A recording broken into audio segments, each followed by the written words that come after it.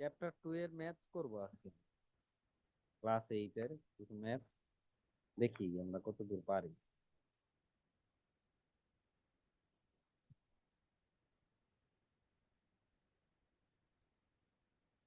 উদাহরণে একটা আমরা দেখি, চেষ্টা করি পারি নাকি। একটি দোকানদার প্রতি হালি ডিম 25 টাকা দরে কিনছে এবং 2 হালি 56 টাকা দরে বিক্রয় করলে তার শতকরা লাভ। খুবই ইম্পর্টেন্ট অঙ্ক, প্রায় পরীক্ষাতেই আসে। তাই আমরা দেখি, এখানে বলছে কি প্রতি হালি ডিমের দাম 25 টাকা। তাহলে আমরা কি করব, চারটা, চারটার দাম কত, 25। সুতরাং একটার দাম 25/কত, 4। এই গেল। এরপরে হচ্ছে প্রতি 2 হালি এত টাকা ধরে বিক্রয় করে, তার মানে কি আটটার দাম, দাম বলতে এগুলো হচ্ছে বিক্রয় মূল্য, আটটার বিক্রয় মূল্য সমান হচ্ছে 56 টাকা। সুতরাং একটার বিক্রয় মূল্য 56/8 সমান হচ্ছে 7। 7 8 56। তাহলে এইখানে আমরা ক্রয় মূল্য পাইলাম আর এই পাশে বিক্রয় মূল্য পাইলাম। এখন শতকরা লাভ, তার মানে কি বিক্রয় মূল্য মাইনাস ক্রয় মূল্য। তাহলে লাভ আমরা কেমনে বের করবো, লাভ সমান আমাদের যে বিক্রয় মূল্য ছিল, বিক্রয় মূল্য কত 60 টাকা, আর ক্রয় মূল্য ছিল 25/4। আর আমরা লাভ কর সবসময় কোথা থেকে হিসাব হয়, ক্রয় মূল্য থেকে, 25/4 ইন্টু 100। তাহলে আমাদের কত পার্সেন্ট বাড়ে। তাহলে এখানে 4 দিয়ে করলে 4×7 = 28 মাইনাস 25, 25/4 ইন্টু 100 সমান হচ্ছে 3/4 ইন্টু 4/25 ইন্টু 100। 4 4 কাটা, 25 দিয়ে 4, 3 4 12, অ্যান্সার হচ্ছে 12%। তাহলে আমাদের 12% লাভ হইল। অঙ্ক শেষ।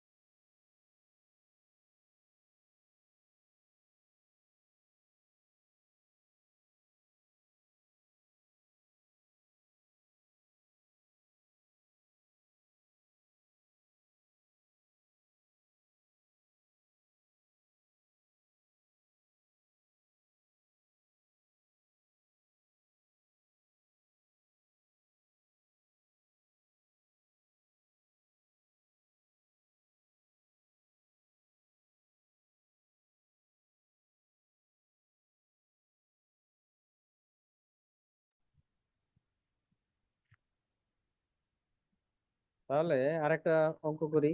এটার ক্ষেত্রে কি বলছে, একটি ছাগল 8% ক্ষতিতে বিক্রয় করা হলো। ছাগলটি আরো 800 টাকা বেশি মূল্যে বিক্রয় করলে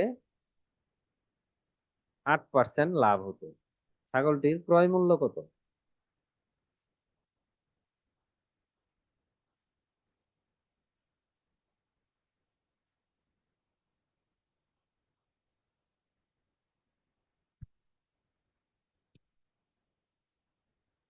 তাহলে আমরা কি করব, একটি ছাগল 8% ক্ষতিতে বিক্রয় করা হলো, তাহলে যদি 800 টাকা বেশি বিক্রয় হতো তাহলে বিক্রয় মূল্য, বিক্রয় করলে 8% লাভ হতো। ছাগলটির ক্রয় মূল্য কত।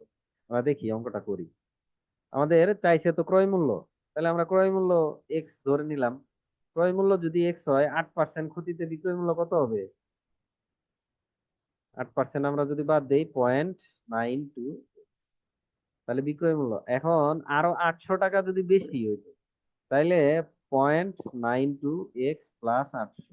800 টাকা বেশি বিক্রয় করলে 8% লাভ হইতো। 8% লাভ হইব কার উপরে, এই ক্রয় মূল্যের উপরেই, কিন্তু 1.08 এক্স। তাহলে ক্রয় মূল্য কত। অঙ্ক মনে হয় শেষ আমাদের। 1.08 এক্স মাইনাস 0.92 এক্স সমান হচ্ছে 800 টাকা।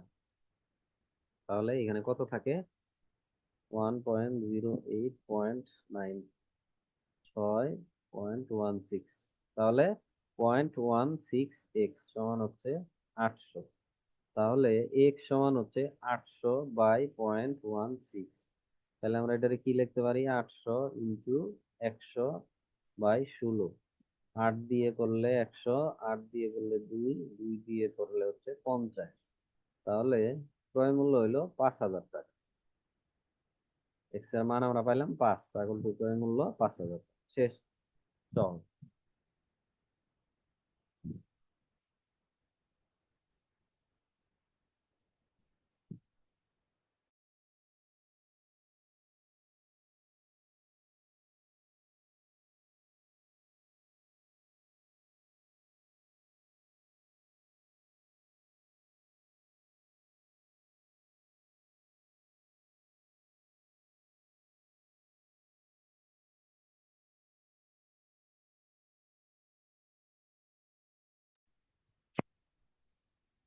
আরেকটা অঙ্ক করি।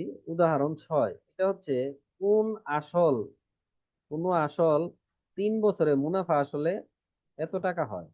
তাহলে মুনাফা আসলের 3/8 অংশ হলে আসল মুনাফার হার নির্ণয় করো।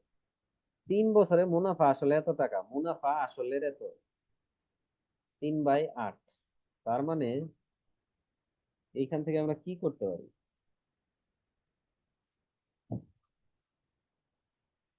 চিন্তা করো দেখি কেমনে করা যায় অঙ্কটা।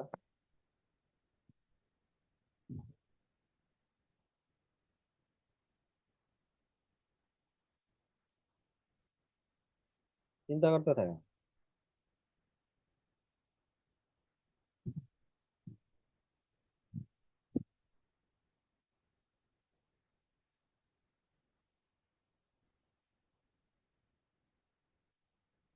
এইখানে তাহলে আমরা কি এখানে কি লিখতে পারি? আসল আর মুনাফা এরকম আসছে হচ্ছে এত টাকা।